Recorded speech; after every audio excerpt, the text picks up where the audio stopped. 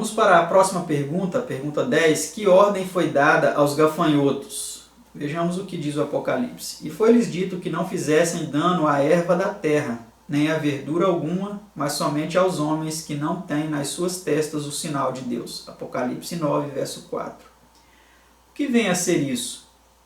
Vamos ver o que a nota de nosso estudo nos revela.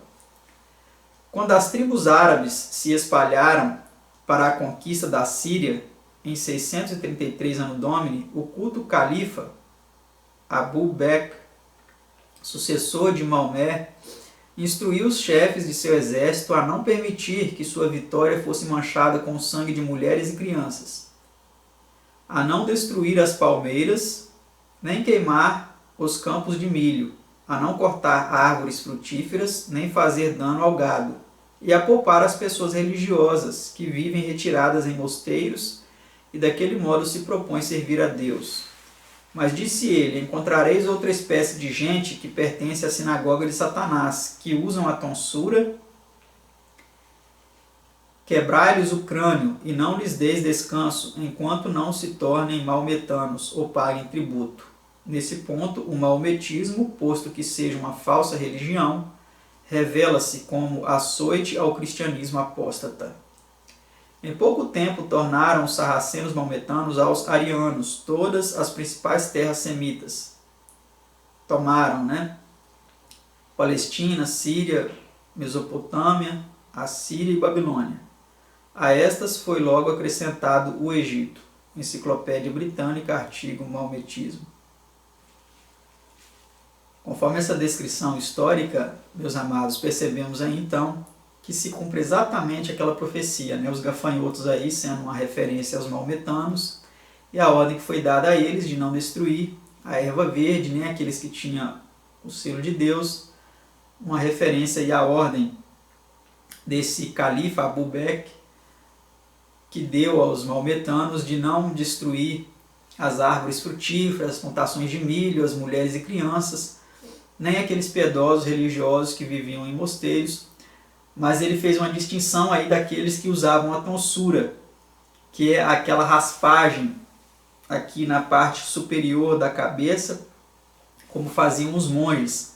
Aqueles ele deu ordem para que destruísse o crânio deles, os aniquilasse, porque eles pertenciam à sinagoga de Satanás. Vemos aí então claramente o cumprimento dessa profecia, Vamos para a pergunta 11. Que se diz terem sobre si os gafanhotos? Vamos ver o que mais ainda declara o Apocalipse. E tinham sobre si rei o anjo do abismo. Em hebreu era o seu nome Abaddon e em grego Apolion, um destruidor. Apocalipse 9, 11. E sim, um destruidor entre colchetes aí é um acréscimo, aí que temos no livro Estudos Bíblicos. Vamos para a nota. Por séculos, os maometanos e as invasoras tribos tártaras, semelhantes a gafanhotos, Provérbios 30, 27, não tinham sobre si governo geral ou rei, mas se dividiam em bandos ou facções, sob chefes diversos. Mas no século XII, Tamerlão, rei dos mongóis, que é descrito como o mais terrível açoite que já afligiu a raça humana, levantou um império à custa, calcula-se, diz Myers em sua General History, página 461, de 50 mil cidades e vilas e 5 milhões de vidas. A este se seguiu o Império Tártaro mais permanente, fundado por Otman,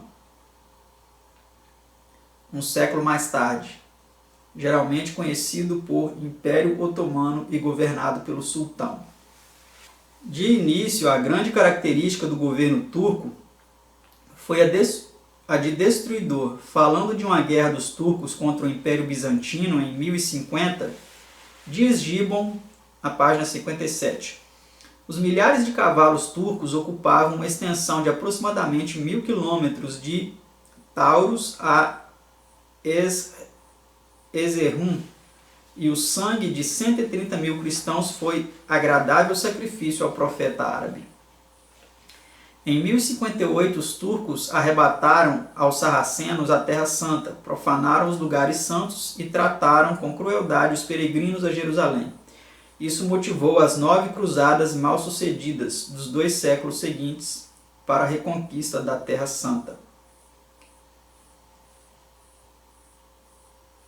Então, como vimos, meus amados, nessa descrição histórica, estes gafanhotos foram descritos como sendo muito cruéis, como sendo muito destruidores, tendo aí esse anjo do abismo, Abaddon, né, Apolion, como uma descrição aí do terrível Tamerlão, né? Vamos para a pergunta 12. Que período definido é mencionado sob esta trombeta? Vamos ver. E tinham caudas semelhantes às dos escorpiões, e aguilhões nas suas caudas, e o seu poder era para danificar os homens por 5 meses. Apocalipse 9, 10, ver também o verso 5. O que seria então essa referência a esses 5 meses? Vejamos o que diz a nota de nosso estudo. Foi no dia 27 de julho do ano 1229, diz Gibbon, que Otman invadiu pela primeira vez o território de Nicomédia, na Ásia Menor, e a singular precisão da data, acrescenta, parece desvendar alguma previsão da rápida e destrutiva atuação do monstro. Tomamos esta data, então, para início do período a que se refere a passagem bíblica. O mês bíblico consiste de 30 dias. 5 meses seriam 150 dias. Tomando um dia por um ano, 150 anos, a começar de 27 de julho de 1229, chegariam a 27 de julho de 1449. Durante este período, os turcos se empenharam em guerra quase constante contra o Império Grego, sem todavia o conquistarem. Como vimos, então, mais uma vez, esta profecia ela tem um cumprimento histórico aí na história dos turcos tentando invadir o Império Grego. Vamos para a pergunta 3. Com que declaração se encerra a quinta trombeta? Vamos ver então o que o Apocalipse diz a respeito do encerramento então da quinta trombeta.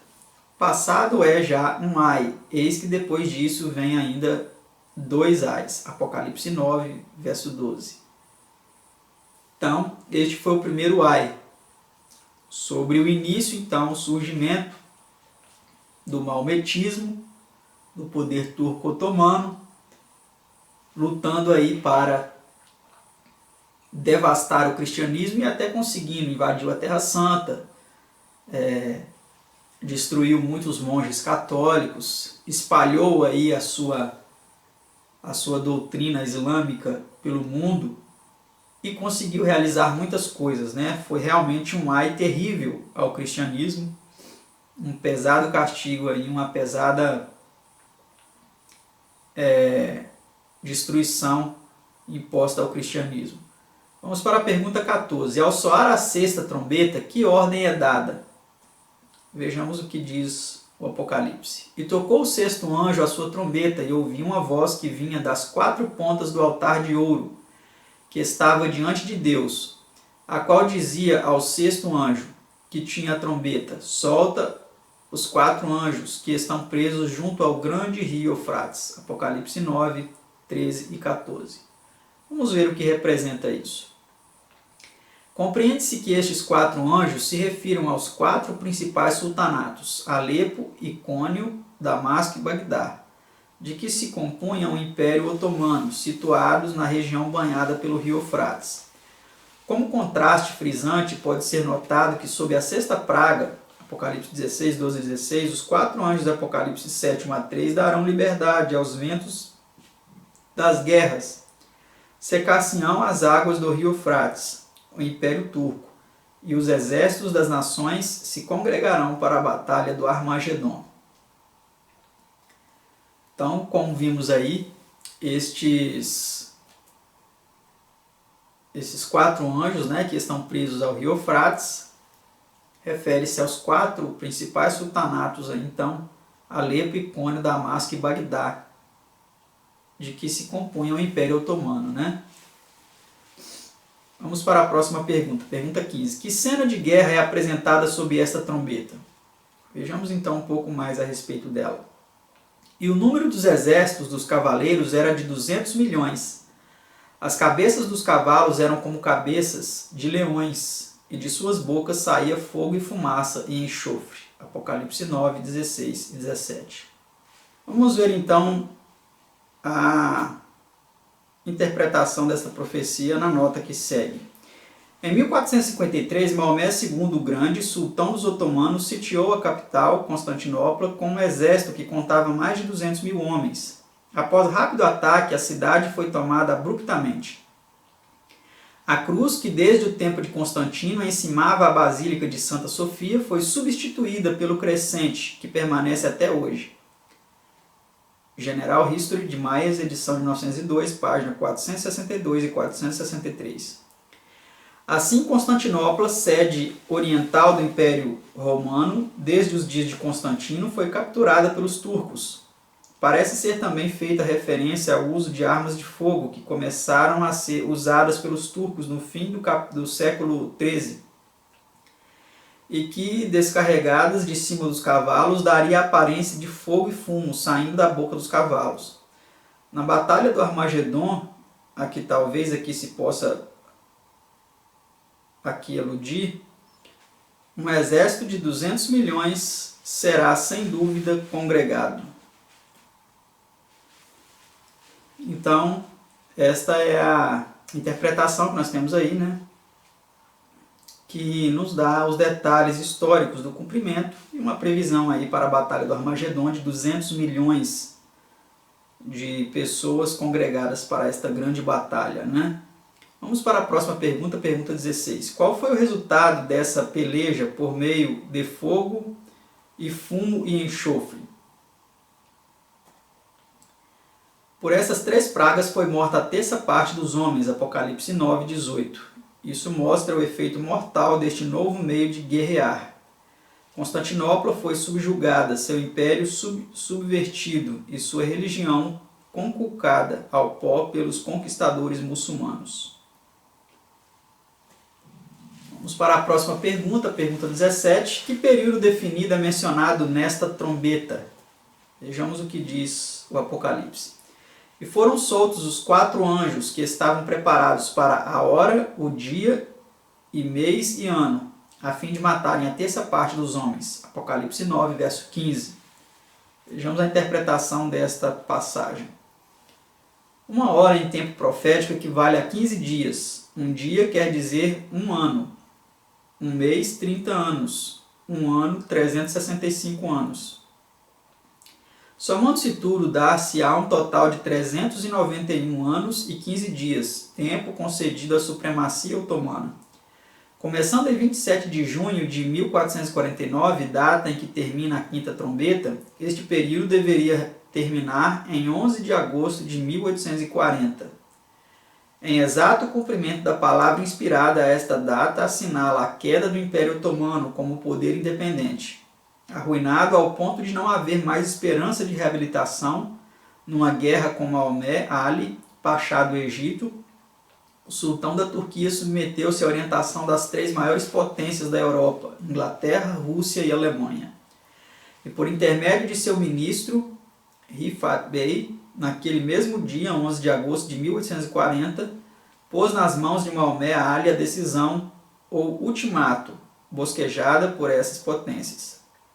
Desde então, a Turquia existe apenas pelo auxílio ou tolerância das grandes potências da Europa, sendo usualmente chamada o enfermo do Oriente. Então nós vemos, meus amados, que este poder que cresceu, que arruinou muitas pessoas, que ameaçou o cristianismo, o poder turco-otomano, ele foi revelado então na profecia como o tendo a hora, o dia, o mês e o ano, a fim então de serem destruídos, né? Vamos para a pergunta 18. Com que anúncio termina a sexta trombeta? Vamos ver o que é dito. É passado o segundo ai, eis que o terceiro ai cedo virá. Apocalipse 11, verso 14. O período definido na sexta trombeta leva-nos a 1840, quando a Turquia perdeu sua independência. Sua queda final, compreendemos, ocorrerá ao soar a 7ª trombeta. Próxima pergunta, pergunta 19. Que se cumprirá quando estiver por soar a 7ª trombeta? Vamos ver. Mas nos dias da voz do 7º anjo, quando tocar a sua trombeta, se cumprirá o segredo de Deus, como anunciou aos profetas, seus servos. Apocalipse 10, verso 7. O segredo de Deus é o Evangelho, Efésios 3, 3-6 e Gálatas 1, 11 e 12. Portanto, quando essa trombeta estiver para soar, o Evangelho estará cumprido e virá o fim. O tempo da tribulação de Daniel 12, 1 e as 7 últimas pragas e a batalha do Armagedon, de que trata Apocalipse 16, ocorrerão quando esta trombeta começar a soar. Então aí ficou claro para nós, né, o contexto aí do cumprimento profético desta profecia. Pergunta 20. Que evento assinala o soar da 7ª trombeta? Vamos ver então que evento assinala o início dela. E o 7º anjo tocou a sua trombeta, e houve no céu grandes vozes que diziam: os reinos do mundo vieram a ser de nosso Senhor e do seu Cristo, e ele reinará para todo o sempre. E os 24 anciãos que estão assentados em seus tronos diante de Deus prostraram-se sobre seus rostos e adoraram a Deus, dizendo: graças te damos, Senhor Deus Todo-Poderoso, que és e que eras e que hás de vir, que tomaste o teu grande poder e reinaste. Apocalipse 11, 15-17. Comparar com Efésios 5, 5. A 7ª trombeta nos leva, portanto, ao estabelecimento do eterno reino de Deus. Então, meus amados, aqui nós vemos, então, a 7ª trombeta se iniciando com o anúncio, né? Eis que os reinos do mundo vieram a pertencer agora ao nosso Deus e ao seu Cristo, ao nosso Senhor, né? Vieram a ser de nosso Senhor e do seu Cristo. Aqui nós vemos os dois personagens da divindade, né? O Senhor Deus Todo-Poderoso, como sendo o rei, e o seu Cristo, o seu príncipe, né? O reino sendo possuído por eles. Então o reino pertence apenas a Deus, nosso Pai, e ao nosso Senhor e Salvador Jesus Cristo. Aqui em Efésios 5, verso 5, também nós vemos o seguinte: porque bem sabeis isto, que nenhum fornicador, ou impuro, ou avarento, qual é idólatra, tem herança no reino de Cristo e de Deus. Então o reino ele pertence apenas a Cristo e a Deus, ao Pai de nosso Senhor e Salvador Jesus Cristo. Então a 7ª trombeta ela nos leva ao estabelecimento do eterno reino de Deus. Vamos para a penúltima pergunta de nosso estudo, a pergunta 21. Qual é a condição das nações e que outros eventos devem ocorrer durante esse tempo iminente? E iraram-se as nações, e veio a tua ira, e o tempo dos mortos, para que sejam julgados, e o tempo de dares o galardão aos profetas, teus servos, e aos santos e aos que temem o teu nome, a pequenos e a grandes, e o tempo de destruíres os que destroem a terra. Apocalipse 11, verso 18. Vamos ver então a nota explicando essa profecia. As cenas finais da história deste mundo e do juízo são claramente aqui apresentadas, desde a perda da independência do Império Otomano em 1840. As nações se estão continuamente preparando para a guerra, como jamais no passado.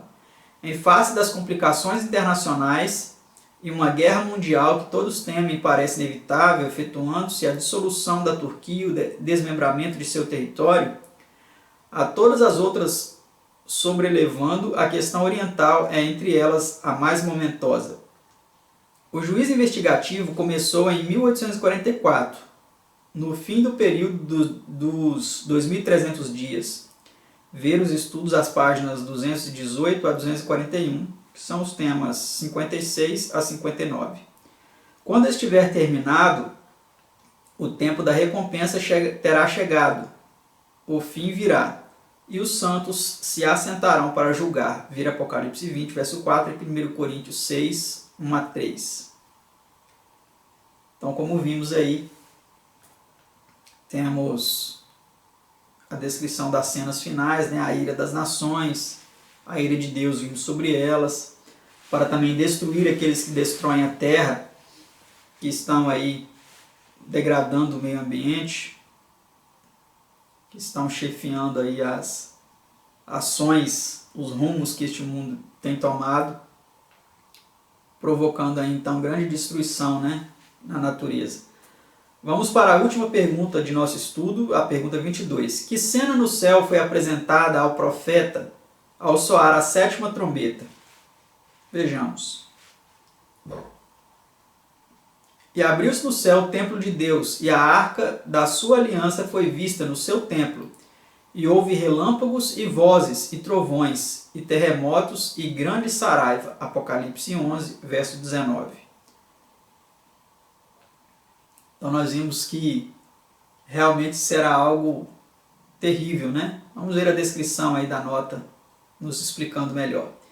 Isso forçosamente chama a atenção para a obra final de Cristo no segundo compartimento ou lugar santíssimo do santuário no céu, que começou em 1844. Ver os estudos mencionados na nota anterior, que é o 56 ao 59. A alusão à arca do concerto de Deus é também convincente recordação do que será a norma do juízo, a lei de Deus ou os 10 mandamentos. Ver Eclesiastes 12, 13 e 14, Romanos 2, 12 e 13 e São Tiago 2, 8 a 12. Depreende-se de suas palavras finais a referência à grande saraiva, que a 7ª trombeta compreende evidentemente as últimas pragas, ver Apocalipse 16, 17 e 18. E em suas palavras iniciais, os reinos do mundo vieram a ser de nosso Senhor, é assinalado o estabelecimento do eterno reino de Deus. Aqui na nota eles não colocaram e do seu Cristo, né? Mas o verso, como vimos, de Apocalipse, relata o estabelecimento do reino de nosso Senhor e do seu Cristo.